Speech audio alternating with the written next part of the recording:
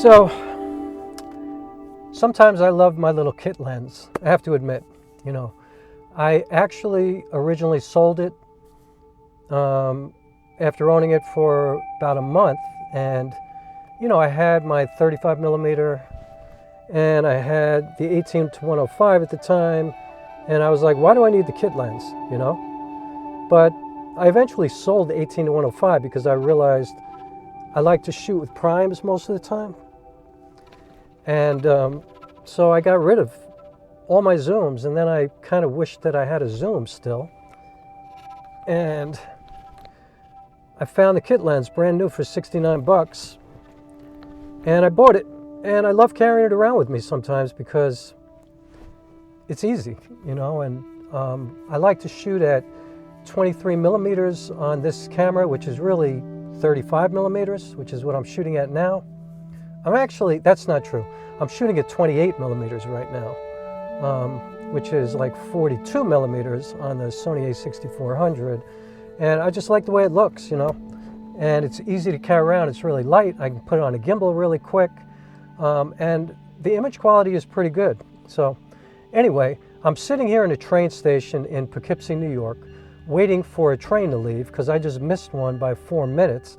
And not because I want to get on the train, but because there's something in my film that I need a shot of a train pulling out of the station.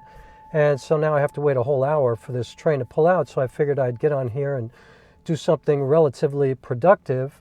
And what I want to talk about today is something that I kind of talked about in my last video, which was stepping away.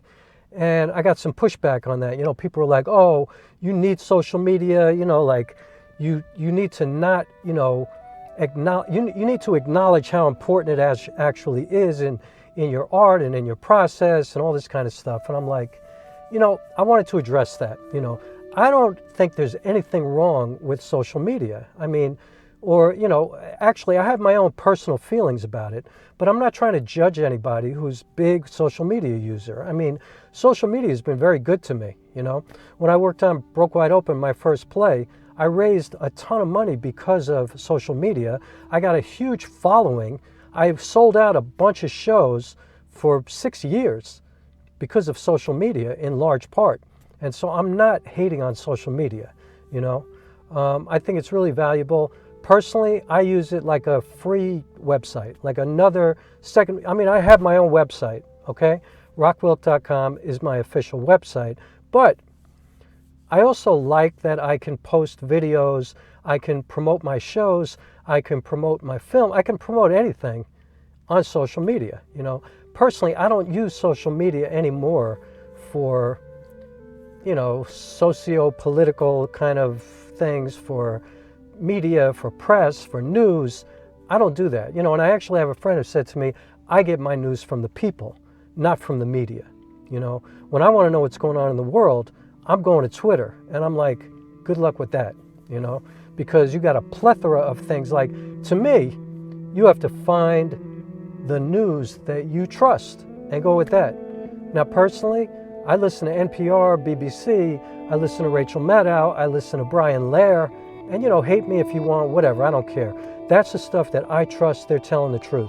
Now, I understand that part of the whole thing is to get people to watch, and I do agree that the media has changed a lot since, you know, people giving us the news have become celebrities of sorts. You know what I mean? Like, I think the media has kind of lost contact with the working class, like regular people. But it doesn't mean that they lie. You know what I mean? Like, I think they're telling the truth, at least the media that I'm consuming, you know. If somebody got hit in the head with a hammer on the train and they're interviewing that person, they're not making that up. You know, it's not a crisis actor, as somebody once said to me, you know. If a woman got stabbed walking home, they're telling the truth. I believe that. So that's me. If you don't believe it, that's fine, whatever. You want to live your life believing in crisis actors and conspiracy theories, that's cool, you know. So anyway, I just wanted to say that, yeah, for me personally, I'm talking about me, it's important for me to step away from all of this stuff that consumes us so that I can dive into my work, you know, so I can make, in this case, so I can make this movie, and so I can write this play. You know, that is important for me. I'm not saying it has to be important for you, but that's the way I work. But I will say this, and I'll kind of step out on a limb and say, in my opinion, and you know, I have taught writing workshops and performance workshops, so I guess I do take on some kind of position of giving advice of some kind. Not that you have to take it and not that you have to think it's good, but in my opinion, I'm just saying that you might find it a good thing if you dive into your work and get everybody else's opinions out of your head, get everybody else's point of view out of your head, at least for a while, and create something. And then when you have like a rough draft, say, when you have a completed first version of whatever you're doing, then go out there and get people's opinions, you know, get people's advice, you know, do Q&As, do performances. Like, you know, again, I'll go back to my first play, and I've done this for every play that I've written. You know, when I'm working on a play like Broke Wide Open or Brooklyn Quartet or The Red Plaid Suitcase or whatever, you know, I always have a rough draft first. Like I'll spit out 180 pages, 200 pages, and then I'll start taking sections and I'll start showing up at like open mics, poetry clubs, things like that, and I will start working things out in front of audiences. And then once I get past some of that, you know, where I work out a bunch of different sections, I'll start doing public readings. And, you know, some people have come to see 5, 6, 7, 8 versions of a play of mine before they finally see the finished production, because they know that what I'm doing during my process has nothing to do with what it's going to be when it's finished. And, you know, I know a lot of artists don't like to put themselves out there like that. You know, they don't like to let people see their process because it can be ugly, you know. It can be just all crazy and, you know, make no sense, and people, you know, start to criticize you on your characters, and, you know, like things don't make sense, they don't chronologically fit, whatever. I'm trying things out, and I find personally that I learn more in front of an audience. And I like to do Q&As because, you know, I had a director once who didn't like that I was doing all these Q&As, and he was like, yo, you're just hurting yourself, you know, like, and the way I look at it is, okay, maybe 90% of the feedback that I get is total ridiculousness, but the 10, 15% that I get back that's valuable is invaluable. It's amazing. I learned so much from it, you know, and I happen to know a lot of incredible artists, you know, a lot of really smart, talented, creative people. And so how can I not learn from those people? I'm going to learn a lot. And so anyway, I just wanted to come on here and say, look, I think it's good to step away and at least finish something first and then get back out there and work it out in front of people. And, you know, do what feels right to you. You know, I do what feels right to me. Do what feels right to you, but I'm just giving you, I'm just sharing my process, and maybe it'll inspire somebody to do something that they hadn't thought of that might help them. And that would be awesome. And if not, that's fine. You know, I'm not saying what I do is right or wrong. It's right for me. Okay? So that's how I do it. You know, I blurt it out first, away from all the noise. That might take me a year. That might take me 2 months. I mean, I wrote Brooklyn Quartet in 3 days. I locked myself in my apartment when I was living in Bed-Stuy, Brooklyn. I put John Coltrane's A Love Supreme on loop for 3 days. I didn't sleep for 3 days.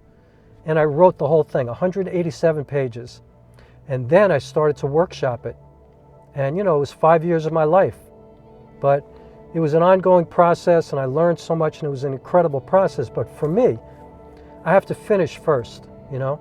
Same thing with The Red Plaid Suitcase, which was the Book of Judith first, you know.